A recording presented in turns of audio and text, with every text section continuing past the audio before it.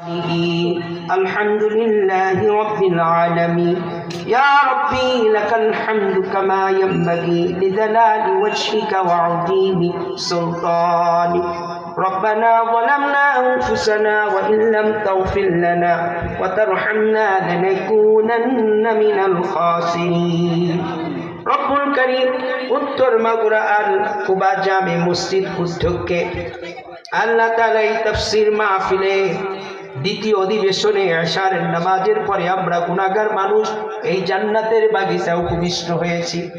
রব্বুল কারীম আপনার কাছে শুকরিয়া জ্ঞাপন করি।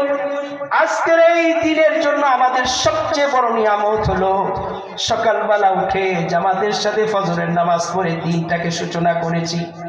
আল্লাহ তাআলা ইশারের নামাজের মাধ্যমে এই দিনটাকে সমাপনী করেছি। রব্বুল কারীম সারাদিন যতগুলো নেক আমল করেছি আল্লাহ দয়া করে মেহেরবানি করে আপনি কবুল মঞ্জুর করে নেন।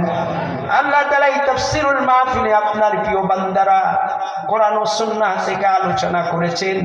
আল্লাহ তাআলা বিকাল থেকে শুরু করে এই দ্বিতীয় অধিবেশন পর্যন্ত এই মজলিসে যতগুলো কোরআন ও সুন্নাহর কথা বলা হয়েছে সমস্ত আমলগুলোকে মেহেরবানি করে কবুল করে নেন। রব্বুল কারীম এর সবখানি সোনার মদিনা কলিজার টুকরা হৃদয়ের আত্মা আমাদের প্রাণ নেতা মুহাম্মদ আহমদ মুস্তাফা সাল্লাল্লাহু আলাইহি ওয়াসাল্লামের রওজা পাকে পৌঁছিয়ে দেন। तमाम পৃথিবীর যত মুমিন মুমিনাত অন্ধকার কবরে এতিম হয়ে ঘুমিয়ে আছে প্রত্যেকের আওয়াহের সবখানি পৌঁছিয়ে দেন। আল্লাহ ইউতো মাগুরা অনেক মুরব্বিরা কবরে শায়িত হয়ে আছে। আল্লাহ আজকের এই তাফসীরুল মাহফিলের সওয়াবখানি প্রত্যেকের কবরে কবরে পৌঁছিয়ে দেন। মাওলা আমাদের মা বাবার জীবনের জিন্দেগীর গুনাহগুলো মাফ করে দেন। আমাদেরকে আপনার প্রিয় হওয়ার জন্য প্রচেষ্টা করার তৌফিক দেন।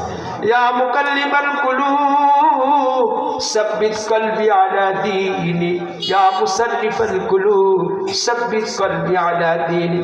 রব্বুল কারীম এখানে একটি জান্নাতের বাগিচা প্রতিষ্ঠিত হয়েছে। আল্লাহ এই উত্তর মাগুরা হাফিজি মাদ্রাসাটাকে আপনি কবুল করে নেন।